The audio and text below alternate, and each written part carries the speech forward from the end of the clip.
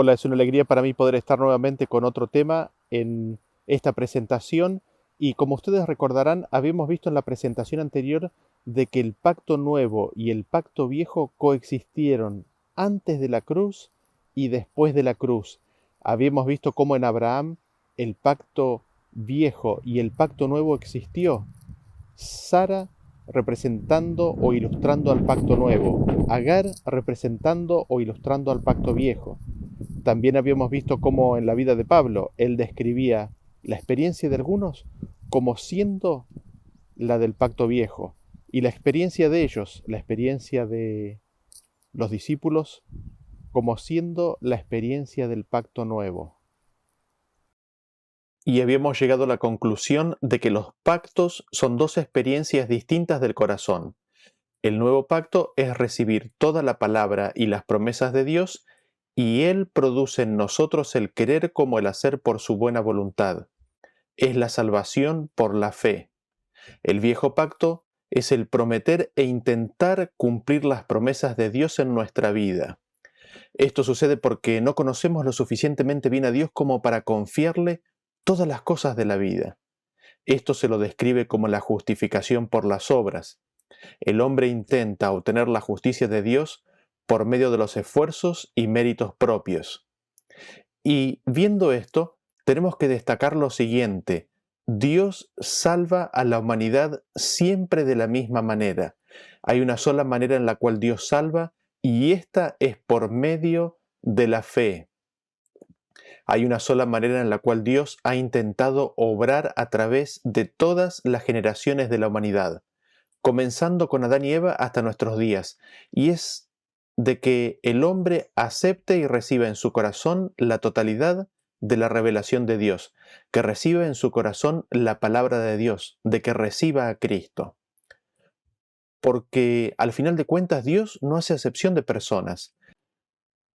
El hecho de que Dios ha intentado salvar a la humanidad siempre de la misma manera, miren cómo lo describe el siguiente versículo que se encuentra en Hebreos capítulo 4, a partir del versículo 1 en adelante. Dice: temamos pues no sea que permaneciendo aún la promesa de entrar en su reposo, alguno de vosotros parezca no haberlo alcanzado, porque también a nosotros se nos ha anunciado la buena nueva como a ellos, pero no les aprovechó el oír la palabra por no ir acompañada de fe en los que la oyeron.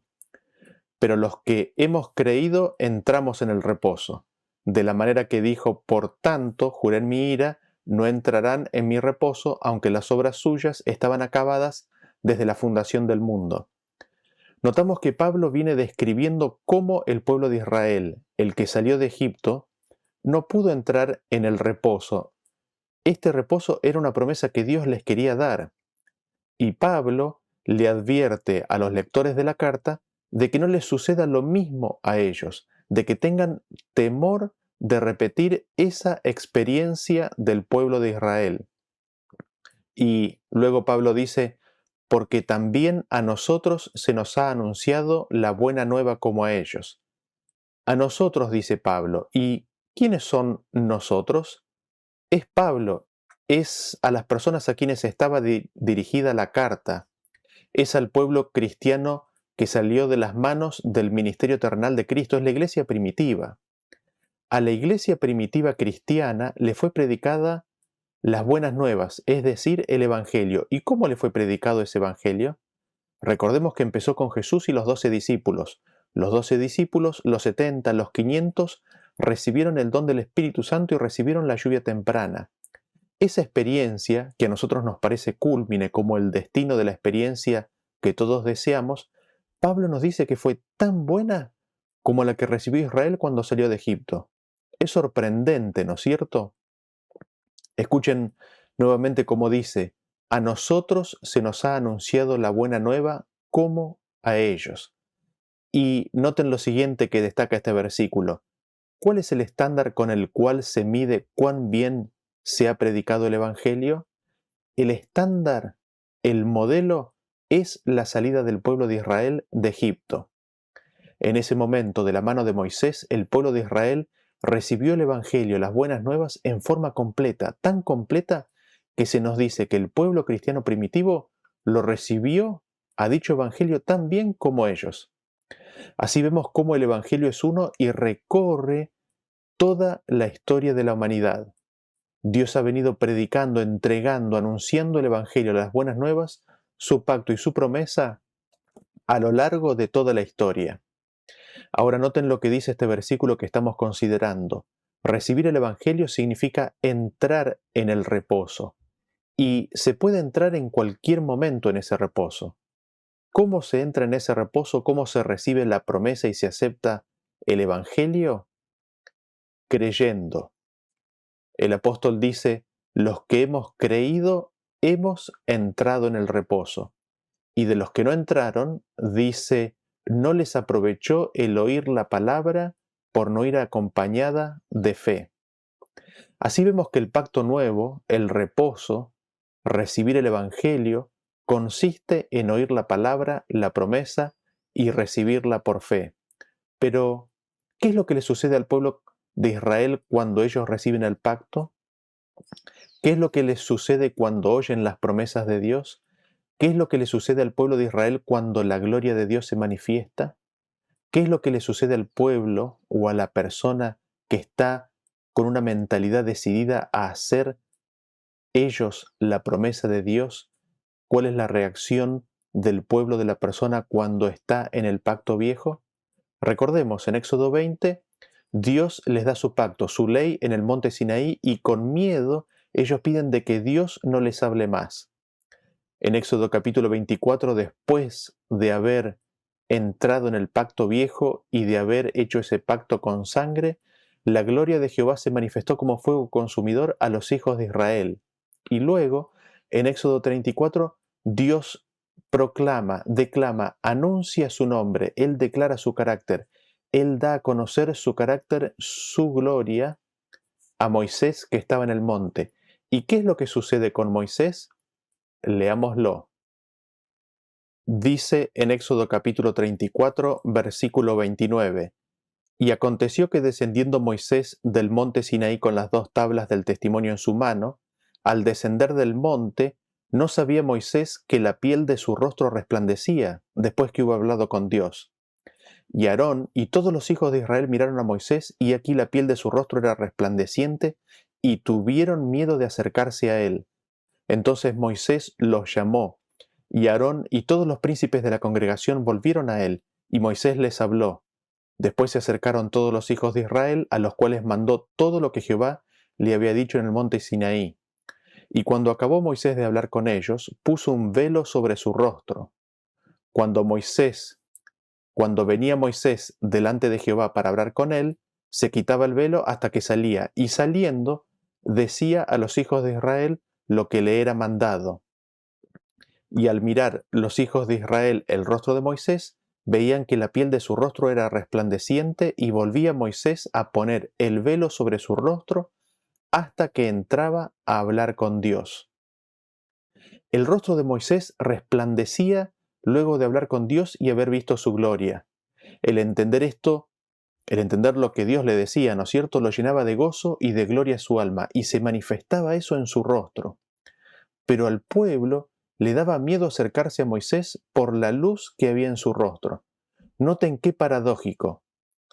Esto que daba gozo y paz a Moisés y que le iluminaba el rostro, le da miedo al pueblo de Israel. Ellos ni siquiera pueden contemplar la gloria de Dios en su profeta, en su canal humano. Y podemos ver que en realidad el velo era algo que todo el pueblo de Israel tenía delante de sí. Son ellos los que no pueden ver la gloria. Por deferencia al pueblo de Israel, es Moisés el que se pone el velo, en lugar de todos los israelitas ponerse uno, y Moisés se lo saca cuando habla con el Señor. El canal de comunicación, Moisés tiene que cubrir la gloria con el velo para que Israel pueda verlo y hablar con él. Esto es figura de una realidad mayor. Así como Moisés por el pueblo condescendió en ponerse el velo, así también Cristo condescendió en ponerse el velo, es decir, condescendió en encarnarse o se tabernaculizó para que la humanidad pudiera hablar y ver al mediador de Dios. la brillantez de Cristo sin el velo de la humanidad hubiese alejado al hombre por miedo, así como ocurrió cuando Cristo se acercó a Adán y Eva luego de que hubieran pecado. Ahora, ¿qué le pasó al pueblo de Israel? Ellos no querían oír, recuerden que ellos no querían oír y endurecieron su corazón. Consecuentemente, ahora tampoco pueden ver la gloria con la cual Dios anhela bendecirlos. Su condición pecaminosa y carnal se los impedía. La incredulidad que había en ellos actuaba como un velo sobre sus ojos y sus oídos que les impedía escuchar y ver la luz de Dios. Nosotros leemos acerca de esta situación y la encontramos descrita en 2 de Corintios, en los capítulos 3 y en los capítulos 4. Allí dice, a partir del capítulo 3, versículo 2 en adelante, así que teniendo tal esperanza, hablamos con mucha confianza, y no como Moisés que ponía un velo sobre su rostro, para que los hijos de Israel no pusiesen los ojos en el fin de aquello que había de ser abolido. Los ojos de Israel no podían ver el fin de aquello que es abolido. Recordemos el uso de la palabra fin y veamos un versículo que usa exactamente la misma palabra fin en su idioma original. En Romanos capítulo 10, versículo 4, nos dice, porque el fin de la ley es Cristo para justicia a todo aquel que cree. El fin, el objetivo o el destino de la ley es Cristo, pero el fin y el objetivo o finalidad de aquello que es abolido también es Cristo. Absolutamente todo lo que es abolido y está próximo a desaparecer apunta, dirige y tiene su finalidad en Cristo. El fin y el objetivo de los sacrificios, de las ofrendas, el santuario, el sacerdocio y el pacto viejo es Cristo y llevarnos a Cristo. Y nosotros leemos en 2 de Corintios capítulo 3 versículo 18 que nos dice, por tanto nosotros todos, mirando con cara descubierta como en un espejo la gloria del Señor, somos transformados en la misma imagen de gloria en gloria como por el Espíritu del Señor. Y en el capítulo 4, versículo 5, un poquito más adelante, dice, porque no nos predicamos a nosotros mismos, sino a Jesucristo el Señor, y nosotros, vuestros siervos, por Jesús. Lo que los israelitas no podían contemplar era el objetivo de aquello que es abolido. Ellos no podían contemplar a Cristo ni a su gloria. Les daba miedo.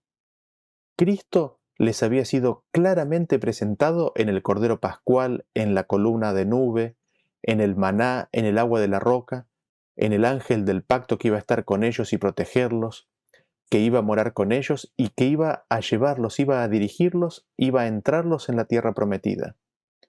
Sin embargo, en su rechazo a escuchar la voz de Dios y guardar su palabra, en su rechazo a recibir la convicción de pecado y la declaración de su condición carnal, y al establecerse ellos en sí mismos a cumplir las promesas de Dios, se incapacitan en mirar a rostro descubierto la gloria de Dios.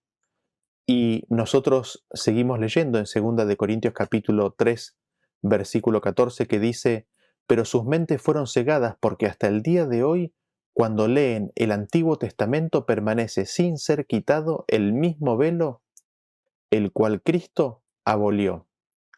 El pueblo de Dios tenía la mente cegada, no podía ver a Cristo en todos los acontecimientos y eventos que les estaban ocurriendo. Ellos no podían ver a Cristo anhelando poder cumplir las promesas de Dios en ellos. No podían ver a Cristo por incredulidad. Endurecían su corazón y se proponían más firmemente no escuchar la voz de Dios y al mismo tiempo cumplir sus palabras. Y Pablo nos dice que esto ocurre hasta el día de hoy. Hasta el día de hoy nos cuesta ver a Cristo.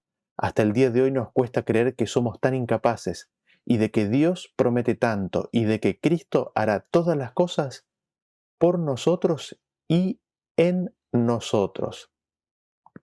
Hasta el día de hoy nos cuesta ver a Cristo en cada historia del Antiguo Testamento. Esto nos ocurre por incredulidad, porque tenemos la tendencia a creer de que somos nosotros los que tenemos que cumplir las promesas de Dios. Todo esto nos impide ver la gloria del Señor. Hasta el día de hoy, cuando se lee el viejo pacto, el velo de incredulidad impide ver a Cristo en ese mismo pacto intentando obrar la salvación del hombre. La incredulidad es el velo sobre el corazón que impide ver a Cristo y a su gloria. Esta realidad invisible se manifestaba visiblemente en la incapacidad de los israelitas de contemplar la luz que brillaba del rostro de Moisés, quien sí escuchó y vio la gloria del Señor, comprendió y vio a Cristo y a su obra, y su rostro se iluminó de gozo y paz. Así, este velo que se interponía entre la luz que los quería alumbrar, es decir, Cristo, iba tan solo a dejar al pueblo de Israel en sombras. Repitamos este concepto. Esta incredulidad, este velo que el pueblo de Israel tenía delante de sí, que bloqueaba esa luz, que bloqueaba a Cristo, que no podían ver a Cristo, iba tan solo a dejarlos en las sombras. Iban a recibir las sombras, no la luz. Y así ellos recibieron no la sustancia, sino las figuras de las realidades que se les prometían. Esto nosotros lo podemos ver claramente en las distintas experiencias del pueblo de Israel. El primer caso que me gustaría mostrar en el cual el pueblo de Israel se queda con las sombras en lugar de recibir la realidad es la que está descrita en Salmos capítulo 81, versículo 8. Dice: Oye, pueblo mío, y te amonestaré, Israel. Si me oyeres, no habrá en ti dios ajenos, ni te inclinarás a dios extraño. Yo soy Jehová tu Dios que te hice subir de la tierra de Egipto. Abre tu boca y yo la llenaré. Si el pueblo de Dios oía y atesoraba la ley en su corazón, ellos guardarían la ley de Dios. Como dice en Éxodo capítulo 19, si ellos oían y guardaban, serían gente santa, Dios los santificaría. Dios, de acuerdo al pacto hecho con Abraham, les prometió que la ley les sería puesta en sus mentes y grabadas en sus corazones. Dios les daría el pan del cielo. Sin embargo, ellos, al endurecer su corazón, en cambio recibieron la ley sobre tablas de piedra. En lugar de recibir la ley del Espíritu de vida en Cristo Jesús, aquella piedra viva que es la cabeza del ángulo, recibieron la letra de pacto sobre piedra muerta y fría. Sin embargo, la promesa del pacto nuevo sigue siendo, como en aquellos días, la que encontramos en Hebreos capítulo 10, versículo 16. Este es el pacto que haré con ellos después de aquellos días, dice el Señor. Pondré mis leyes en sus corazones y en sus mentes las escribiré.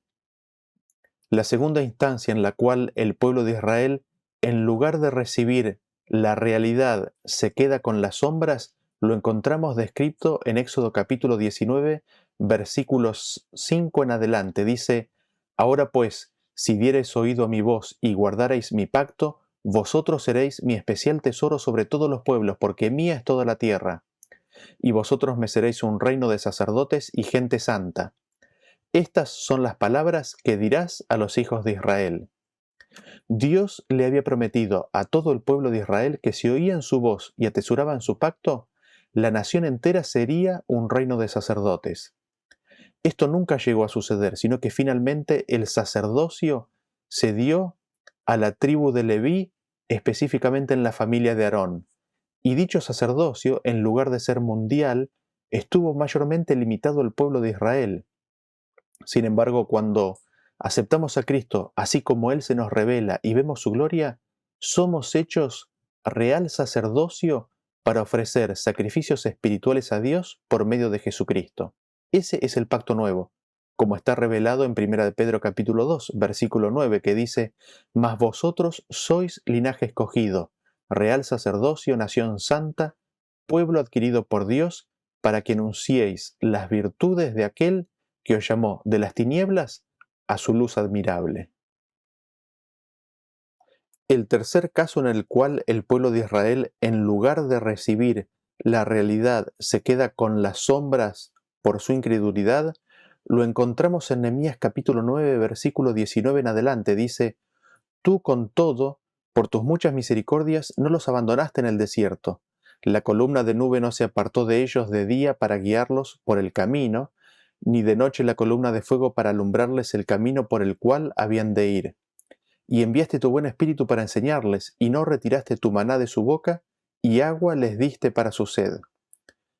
Eso lo vemos descrito en cómo sería esto en Éxodo capítulo 23, versículo 20, que dice: «He aquí yo envío mi ángel delante de ti para que te guarde en el camino y te introduzca en el lugar que yo he preparado. Guárdate delante de él y oye su voz, no le seas rebelde, porque él no perdonará vuestra rebelión, porque mi nombre está en él».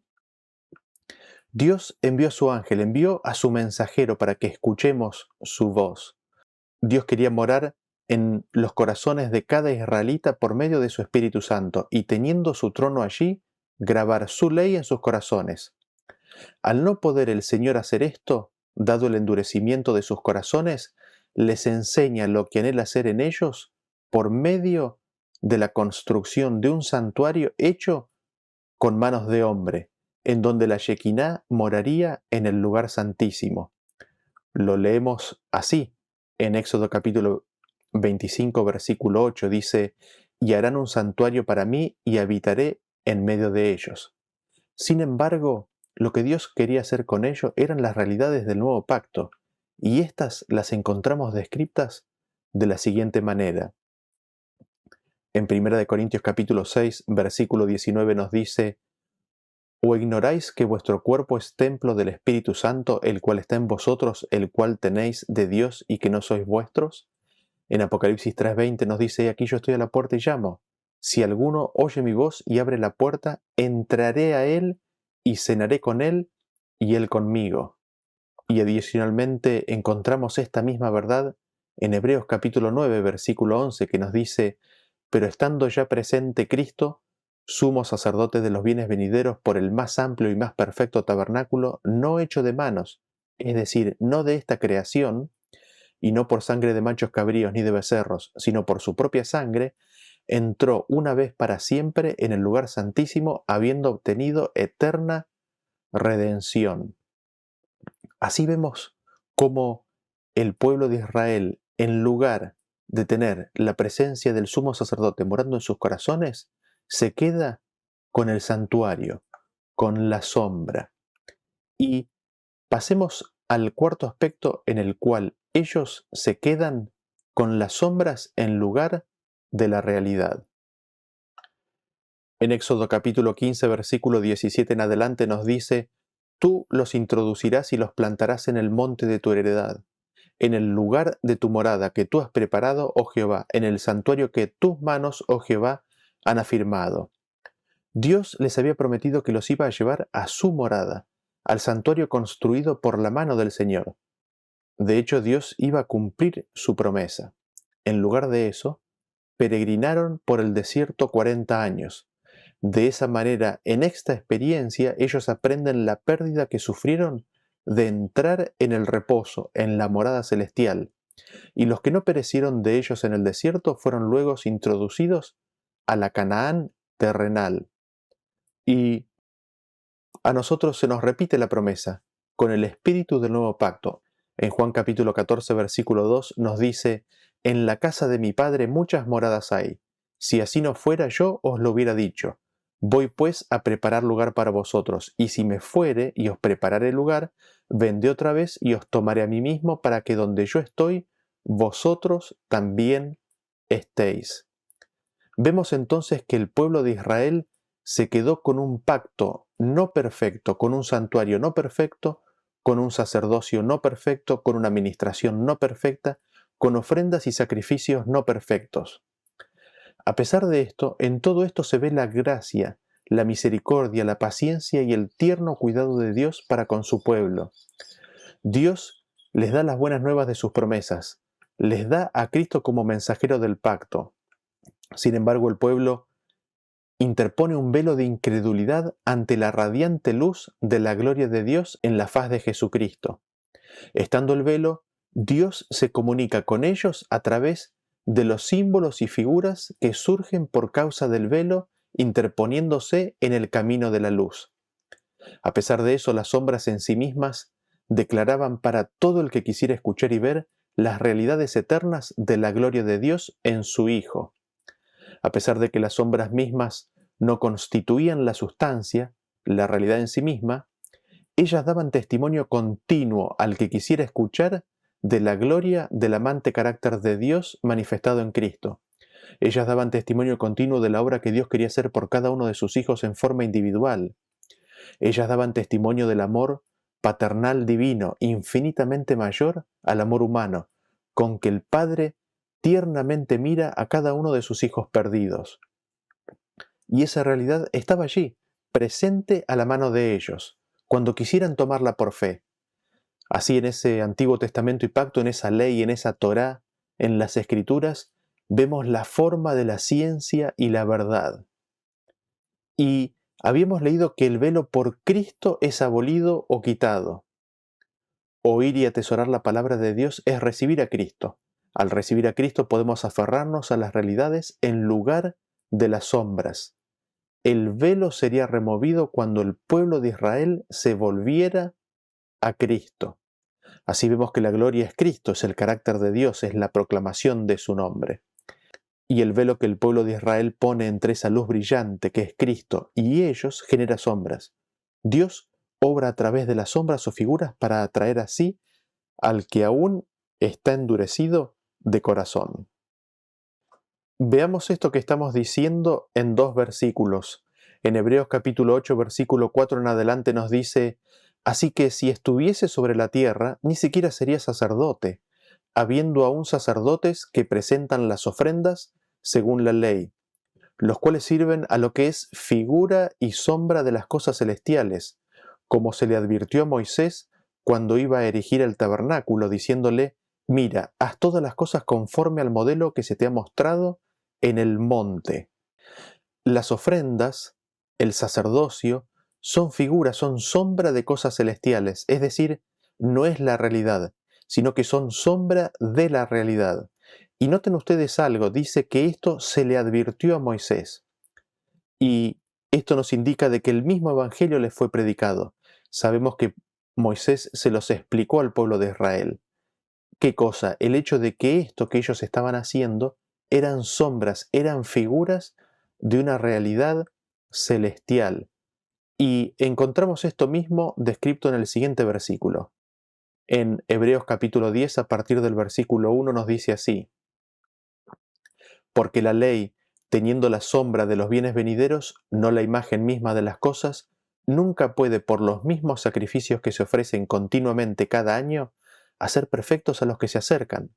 De otra manera, cesarían de ofrecerse, pues los que tributan este culto limpios una vez no tendrían ya más conciencia de pecado.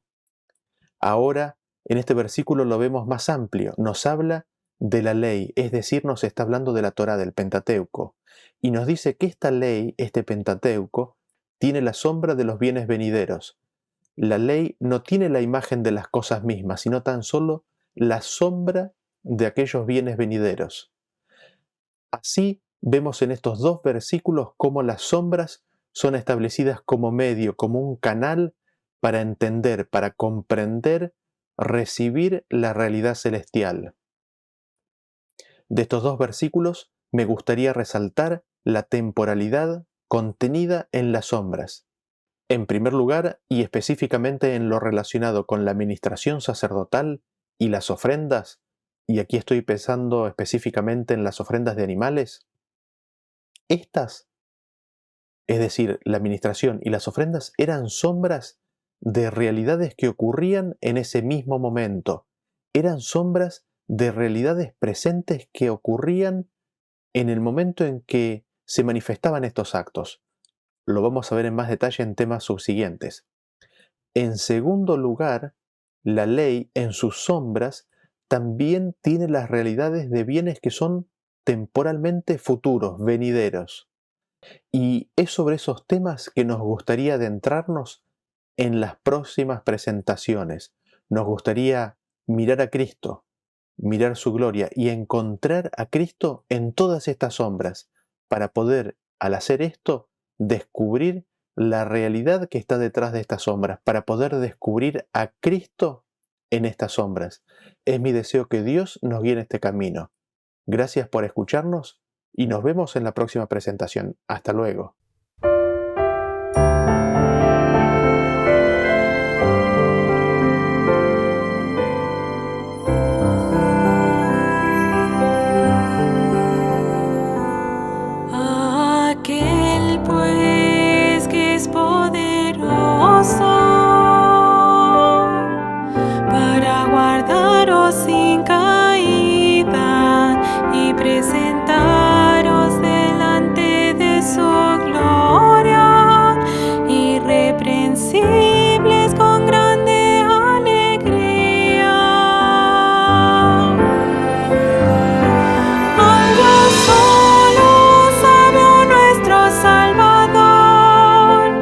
la gloria.